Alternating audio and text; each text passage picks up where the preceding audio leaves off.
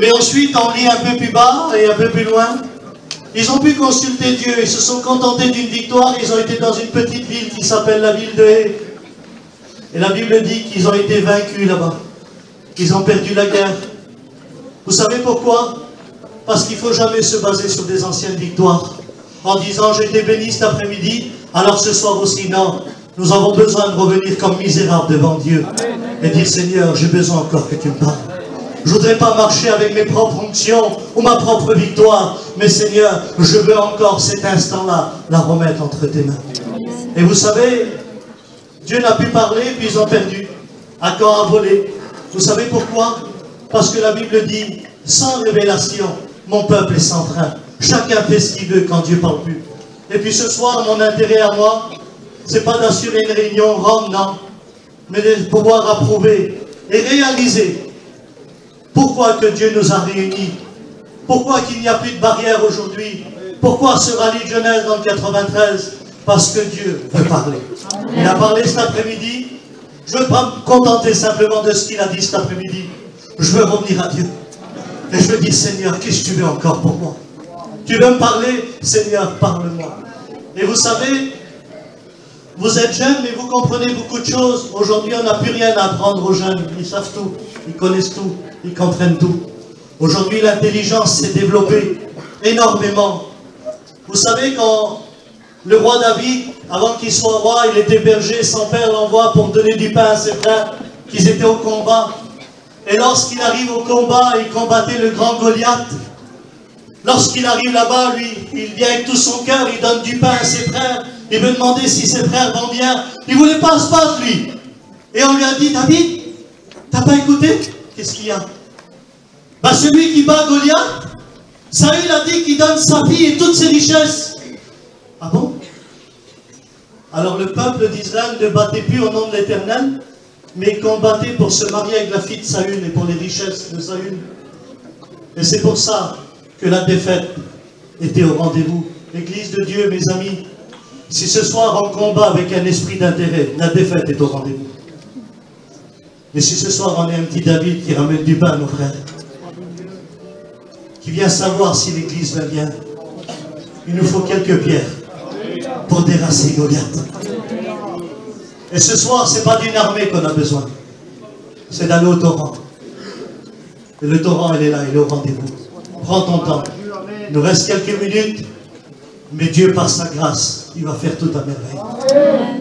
Ce soir, le message, c'est très simple. Dieu ne te demandera jamais quelque chose que tu ne peux pas lui donner. Il te demandera toujours quelque chose que tu peux lui donner. Si Dieu me demanderait ce soir quelque chose que je ne peux pas lui donner, alors pourquoi venir à ce rallye? Pourquoi m'asseoir? Pourquoi prendre un bus? Pourquoi faire partie d'une église? Ce soir, toi qui n'es pas chrétien, toi qui es inconverti, toi qui n'es pas croyant, et qui est venu là accompagné de tes copains, de tes copines, j'aimerais te dire que Dieu te demande quelque chose.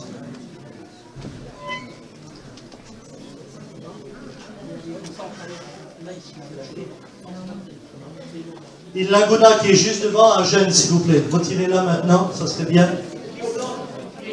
Et une Clio blanche. S'il vous plaît, allez-y. Comme ça, on est tranquille. Le monsieur est là, allez-y tout de suite. On rentre dans le message de Dieu. Amen. Amen. Moi, je voudrais savoir ce soir ce que Dieu me demande. Qui voudrait savoir ce que Dieu demande ce soir? Amen. Alors, il y en a ce soir qui demandent des choses à Dieu. Seigneur, donne-moi ci, donne-moi cela. Fais ci, fais cela. Il n'y a pas de problème. Dieu peut donner, il en a en abondance. Mais il y aura des soirées où il ne donnera rien, mais il demandera. Alors, sa soirée ce soir, c'est plus sa soirée à lui. Cette soirée, c'est à nous. C'est à moi de donner. Et puis tu verras que dans la Bible, des femmes et des hommes ont su donner à Dieu, quand Dieu a demandé.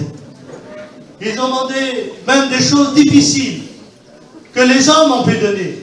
Et puisqu'ils nous demandent à nous, même que tu sois enfant, que tu aies 10 ans, 11 ans, 12 ans, 15 ans, 20 ans, que tu sois marié, jeune fille, jeune garçon, que tu es là, même que tu es fatigué. Je ne voudrais pas te réanimer pour que tu m'écoutes, non. Mais je voudrais que tu sois attiré de la parole de Dieu. Alors nous allons lire un texte dans la parole de Dieu, mais nous allons prier le Seigneur.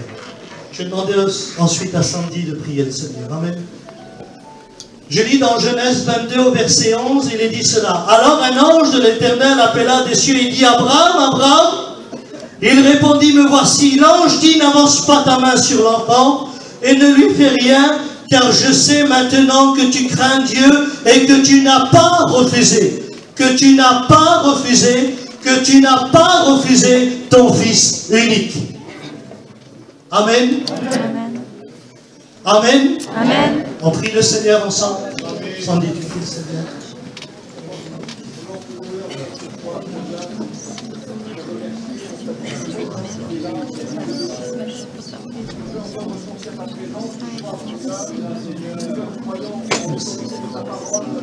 Confiance en toi, Seigneur.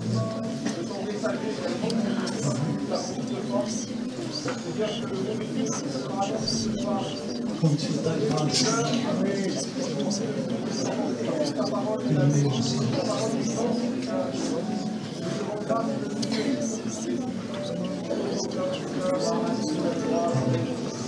Amen. Amen. Je remercie Dieu encore une fois pour la réunion de cet après-midi, parce qu'elle a réellement créé un chemin au cœur.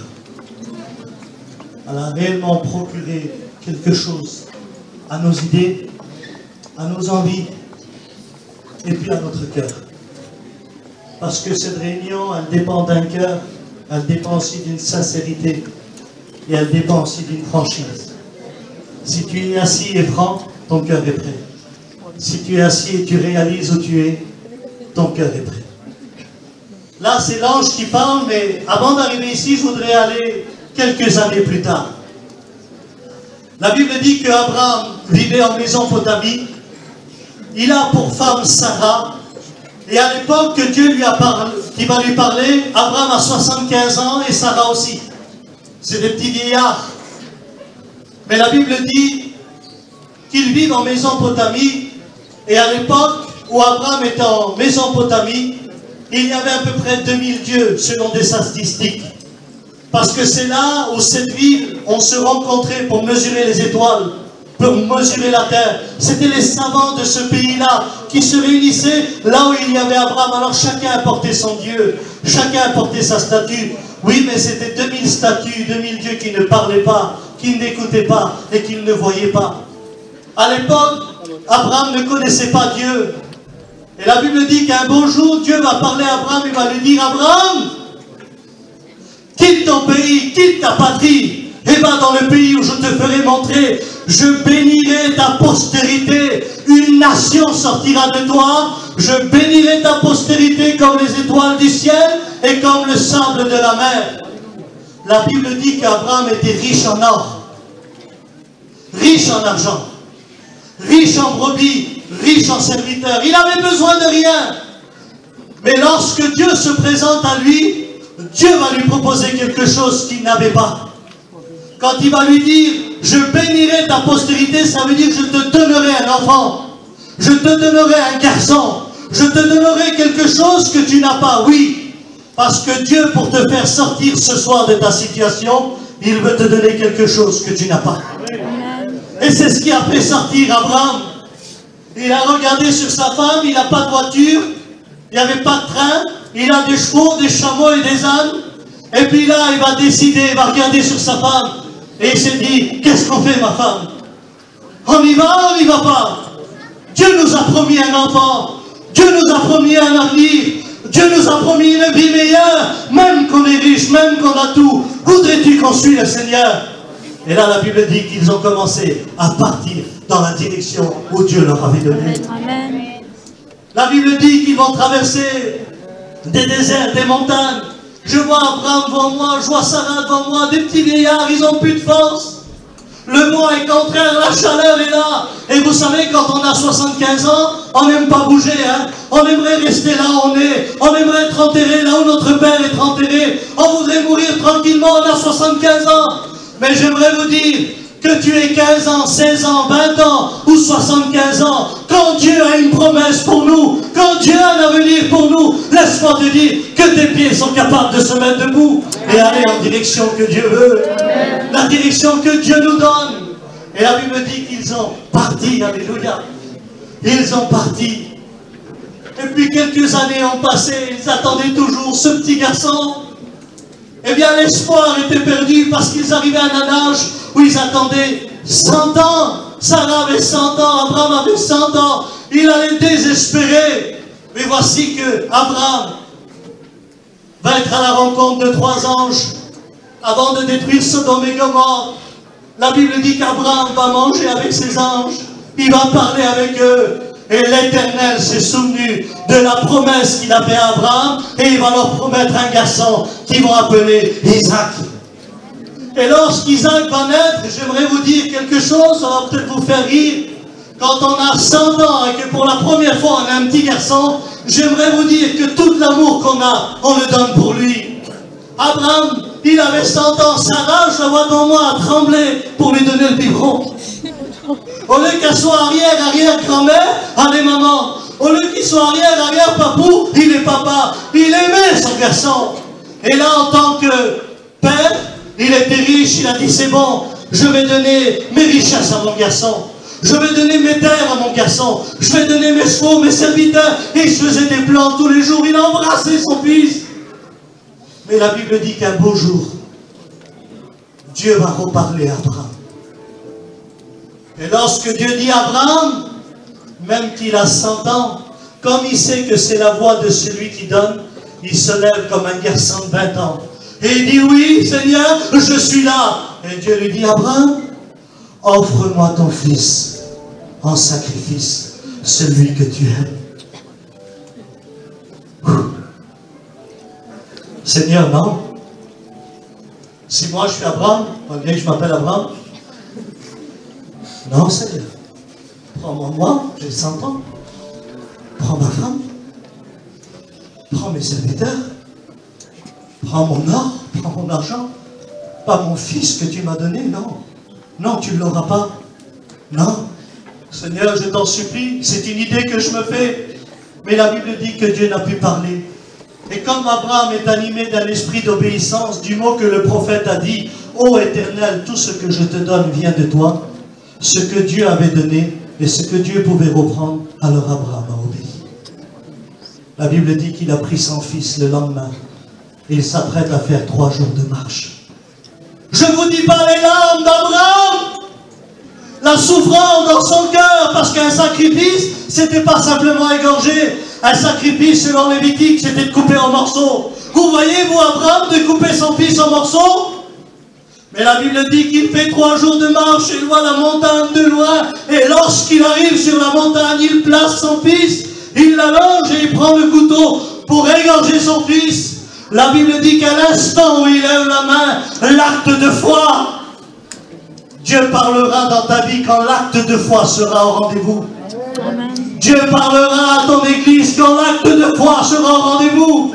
Et l'ange dit, Abraham, ne fais rien de mal à l'enfant, car nous avons vu que tu n'as pas refusé ton fils unique.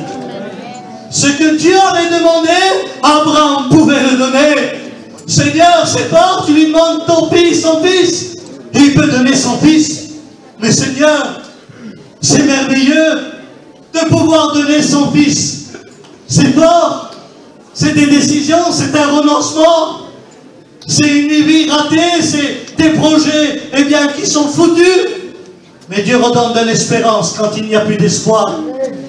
Heureusement qu'Abraham n'a pas tué Isaac. Parce qu'Abraham a engendré Isaac.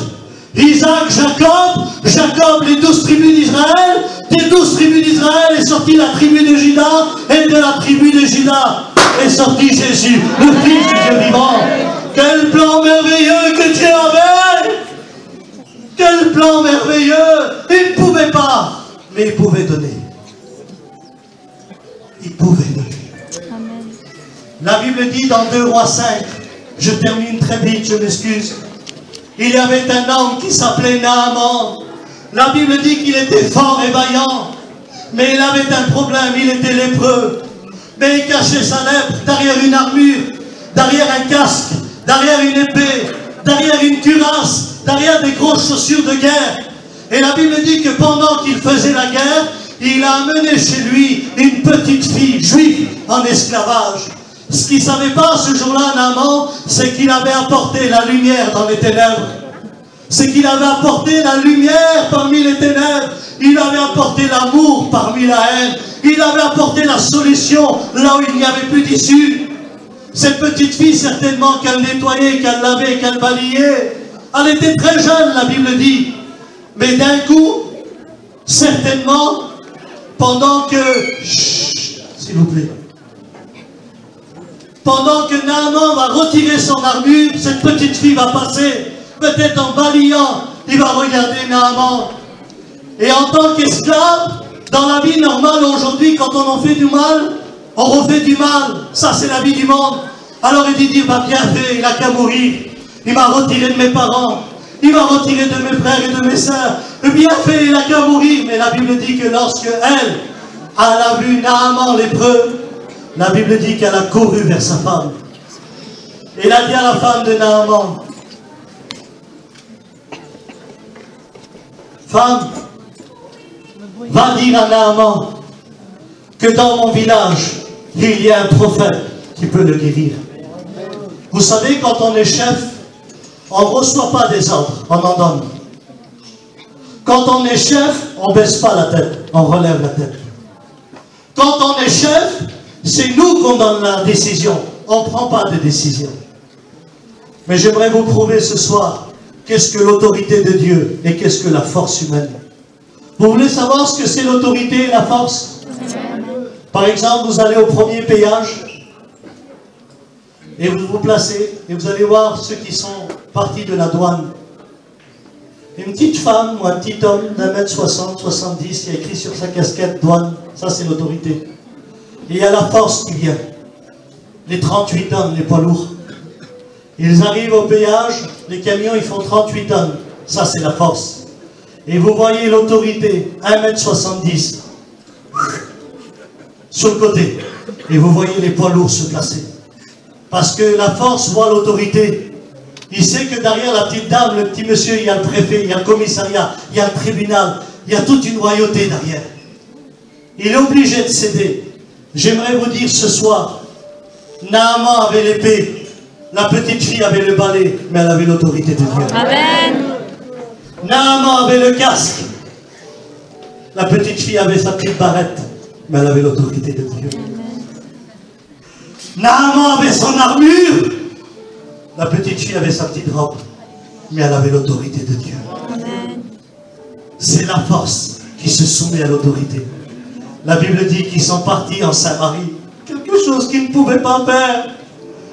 Et lorsqu'il arrive au village, eh bien le prophète l'attend. Oh, non pas avec un festin, parce qu'avec Dieu, que tu sois riche ou pauvre, Dieu ne fait pas de favoritisme, il considère tout le monde. Lorsqu'il arrive, qu'est-ce que je dois faire? Regardez ce que le prophète va dire. Tu vois le Jourdain à côté de toi? Écoutez, si ce soir Dieu a une solution pour vous, il ne t'envoie pas à la convention, il ne t'envoie pas dans le midi ou dans le nord, il te dira, regarde à côté de toi. C'est la solution de Dieu. La solution de Dieu, elle est tout près de toi. Elle est à côté de toi. Tu vois ce Jourdain? Tu vas dedans et tu te trompes 7 fois et tu seras guéri. Vous savez, quand on est lépreux et qu'on est prêt à mourir et que tes coudes pour la première fois de ta vie plonge 7 fois et tu seras guéri, tu veux saisir cette chance. Parce que depuis des années, il n'a pas écouté. Tu vas être guéri. Non, il attendait la mort. Il attendait eh bien qu'il soit mort dans une grotte et qu'il se cache. Mais à cause de son orgueil, il cachait son état. Il a fallu que devant un prophète, il a fallu que devant ses serviteurs, qu'il enlève son armure et qu'il va dans le Jourdain. J'aimerais vous dire quelque chose. Tôt ou tard, il faudra que tu retires le masque. Tôt ou tard, il faudra que tu retires l'incrédulité. Tôt ou tard, il faudra que tu retires le péché. Tôt ou tard, il faudra que tu enlèves ta fausse identité. Et il faudra que tu t'affiches devant Dieu. Il faudra que tu viennes sincère devant Dieu. La Bible dit qu'il a été dans le Jourdain et il a plongé 7 fois. Alors normalement, l'orgueil aurait dû lui dire, mais Naaman, t'es fou, qu'est-ce que tu fais? T'es en train de plonger 7 fois, sors de l'eau, non. L'orgueil n'a plus parlé. Vous savez pourquoi? Parce que quand tu obéis à la parole du prophète, c'est le Saint-Esprit qui prend ta vie en charge. Et le Saint-Esprit lui disait, vas-y Naaman, la guérison est là, vas-y Naaman, continue. Et là, Naaman est continué. Et la Bible dit qu'il est sorti complètement guéri. Amen. J'aimerais te dire ce soir, je suis ni le Jourdain ni le prophète, mais je suis la petite esclave qui te dit ce soir, je connais un Dieu qui peut te pardonner. Amen. Je connais un Dieu qui peut te changer. Je connais un Dieu qui peut changer ta situation. Je connais un Dieu ce soir qui peut te sortir de l'angoisse. Je connais un Dieu qui peut te réconcilier avec ta mère et ton père. Je connais un Dieu qui va te faire dormir chez toi parce que tu passes des mois à dormir ailleurs. Je connais un Dieu qui est capable de te réconcilier avec tes propres frères, avec tes propres sœurs. Je connais un Dieu qui peut changer ta moquerie où tu te moques du matin au soir des autres et qui te donne de l'amour ardent pour réaliser ton état et de réaliser qu'est-ce que les chrétiens, qu'est-ce que les chrétiennes. J'aimerais te dire que je connais un Dieu qui est présent. Il te connaît. Seigneur, tu as demandé à Abraham son fils, il l'a donné. À Naaman son orgueil, à Naaman sa fierté, il te la donne. Mais Seigneur, c'est merveilleux. Tout ce que tu demandes, les gens donnent. La Bible dit, écoutez-moi bien, je vois des larmes, je vois des visages qui pleurent. Je sens aussi l'onction de Dieu. Amen. J'aimerais te dire, ces dernières 20 minutes qui nous restent, considère-les. Ils seront importants pour ta vie et pour ton éternité. La Bible dit dans Jean 4, et je termine par ce verset, Jésus, fatigué du voyage, il arrive à un puits, et la Bible dit qu'une femme de Samarie vient puiser de l'eau. Écoutez-moi, Jésus viendra dans un lieu à chaque fois où il pourra te rencontrer. À chaque fois où tu viendras puiser, peut-être que tu viens puiser de la bénédiction, tu viens puiser des rallyes, tu viens puiser des rencontres. Tu es toujours là à venir. Jésus sera toujours là pour toi. Que tu sois seul ou accompagné, Jésus sera au rendez-vous. Et lorsqu'elle arrive, regardez la simplicité de Jésus. À côté de milliers, des milliers, des milliers de litres d'eau, Jésus ne va pas dire « fais-moi à manger ». Il n'est pas fou, Jésus. Il va demander ce qu'elle pouvait donner. Et j'aimerais te dire ce soir, Jésus te demandera quelque chose que tu peux donner. Femme, donne-moi un verre d'eau à boire. Quoi de plus facile, à côté d'un puits qui a des millions de litres d'eau? Et elle va dire, toi qui es juif, tu me demandes à moi qui est samaritaine un verre d'eau. Et peut-être c'est ce que tu te dis ce soir. Qu'est-ce que Dieu me demande? Je fais partie d'une famille inconvertie. Mes parents ne sont pas baptisés. Mon papou n'était pas baptisé. Ma mamie n'était pas baptisée. Nous n'avons jamais voyagé. On va toujours dans les pèlerinages. Je suis d'une religion. Qu'est-ce que Jésus me demande? Et Jésus va lui dire, si tu saurais, c'est qui te demande un verre d'eau? J'aimerais te dire ce soir, si tu saurais, c'est qui te parle? Si tu saurais, c'est qui te parle ce soir? Jésus va lui dire, celui qui boit de cette eau aura toujours soif. Mais l'eau que moi je donne, ah Seigneur, tu as quelque chose quand même à donner. Jaillira jusqu'à dans la vie éternelle. Et la Bible dit que cette femme va dire à Jésus, donne-moi de cette eau, Seigneur. Mais elle va dire quelque chose. Elle va dire, es-tu plus grand que notre père Jacob? Comme si que Jésus ne connaissait pas Jacob. C'est Jésus qui a dit aux pharisiens, avant qu'Abraham fût, je suis. Jésus, s'il aurait voulu, il aurait dit à elle, c'est moi qui ai frappé ton papou à la hanche. Et c'est moi qui l'ai appelé Israël. Mais Jésus n'était pas intéressé de lui donner sa carte de visite. Parler autour d'un puits, pour lui, ça lui suffisait de convaincre un cœur. Il n'avait pas besoin de parler de son passé. L'avenir qu'il promettait pour cette femme était déjà les mots merveilleux pour elle. Et peut-être c'est ce que tu te dis ce soir. Seigneur, es-tu plus grand que mon angoisse? Es-tu plus grand que mon deuil? J'ai perdu mon père, très jeune. J'ai perdu ma mère. J'ai perdu mon frère dans un accident. J'ai perdu ma sœur. Es-tu plus grand que mon deuil? Es-tu plus grand que mon problème? Oui, j'aimerais te dire ce soir, Dieu est plus grand que ton problème. Dieu est plus grand que ta situation. On va faire machine arrière une seconde. Si Jésus aurait laissé cette femme prendre de l'eau et qu'elle rentre chez elle et que Jésus aurait fait « Donne-moi un verre d'eau à boire », cette femme aurait dit « Mais attends Seigneur, j'en ai plus d'eau, j'ai lavé la vaisselle, j'ai fait à manger, j'ai nettoyé ma maison, j'en ai plus Seigneur, reviens une autre fois. » Non, non. Jésus ne viendra jamais te voir dans un moment où tu lui diras non. Il viendra toujours dans un moment où tu peux lui donner. Il viendra toujours te voir dans un moment où tu peux lui dire oui. Et ça, c'est Jésus. Jésus ne force personne. Seigneur, à lui, tu as demandé son fils, à l'autre, son orgueil, sa fierté. À elle, un verre d'eau, mais à nous, qu'est-ce que tu demandes ce soir? Parce que moi, Seigneur, je te donnerai ni mon fils, je te donnerai ni ma fierté, et s'il faut, je te donnerai ni un verre d'eau. Qu'est-ce que tu demandes? Qu'est-ce que Dieu demande ce soir? Eh bien, c'est tout simple, c'est dans Proverbe 23, 26. Mon fils, ma fille, donne-moi ton cœur.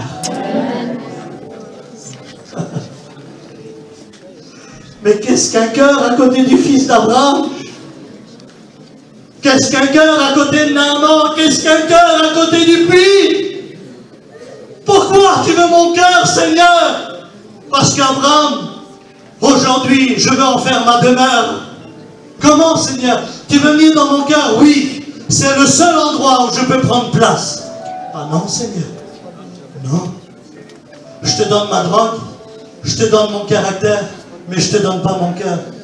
Mais Abraham, si tu me donnes simplement ce que tu tiens dans tes mains et ce que ton cœur, ce que ton corps se procure, tu rechuteras.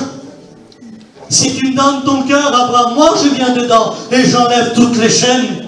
J'enlève l'angoisse, j'enlève les cigarettes, j'enlève la drogue, j'enlève le traînage, j'enlève le rigoler, j'enlève tout ce qui est du monde. Et lorsque je prendrai place, eh bien, je ferai d'eux des créations nouvelles. Amen. J'apporterai en eux la nouvelle naissance. Et ils s'appelleront enfants de Dieu. Mais Seigneur, mon cœur, comment je fais? Je ne peux pas le sortir. Comment il faut que je passe par une opération? Non. Abraham, dis-leur qu'aujourd'hui, je peux avoir accès à un cœur simplement en frappant. Je frappe. Si quelqu'un entend ma voix, qu'il ouvre la porte. Et moi, au mon Père, nous rentrerons chez lui et nous souperons avec lui.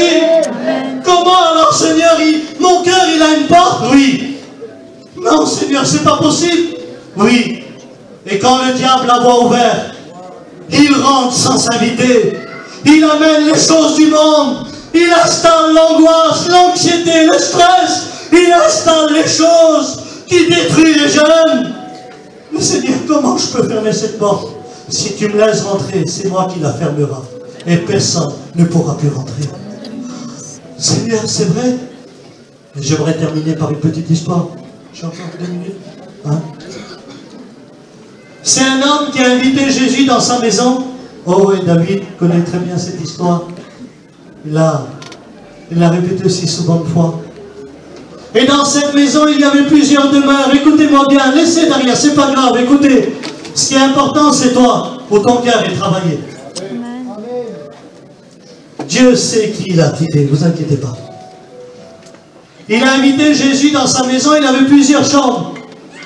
Et il emmène Jésus dans une chambre et il le met là, il dit Jésus, voilà ta chambre, mets-toi là. Et Jésus, en tant qu'homme simple et humble, il va rentrer dans cette chambre.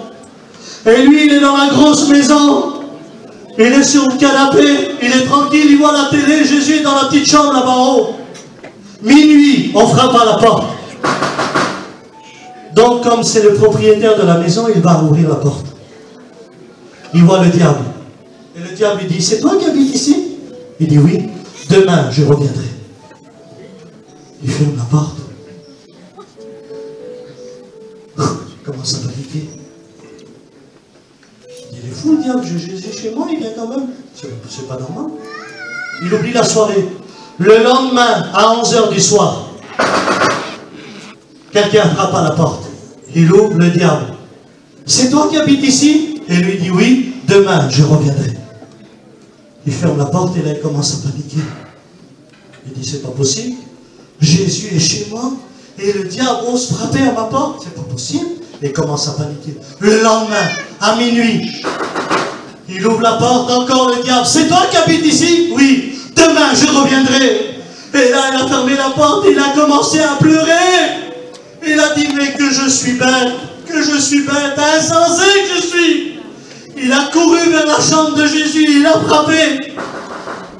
Jésus ouvre et le voit. Qu'est-ce qu'il y a mon fils? Jésus, je te demande pardon. Qu'est-ce qu'il y a? Pardon. Au lieu de te donner ma maison, je t'ai donné la chambre. Seigneur, sois toi le propriétaire de la maison et moi je vais rester dans la chambre. Alors là, Jésus, propriétaire de la maison. Le diable, le lendemain à minuit, c'est Jésus qui ouvre la porte. Amen. Oui? C'est toi qui es là? Oui. Demain, je ne reviendrai plus. Amen. Demain, je ne reviendrai plus. Alors, comment qu'on ouvre une porte d'un cœur? Bachar Jésus. Seigneur Jésus, je t'accepte comme sauveur et maître. Amen. Ce soir, je te donne mon cœur. Je te donne ma vie. Avec tout ce qu'il y a dedans, Seigneur. Je ne sais pas ce qu'il y a. Un jour, je ris, un jour, je pleure.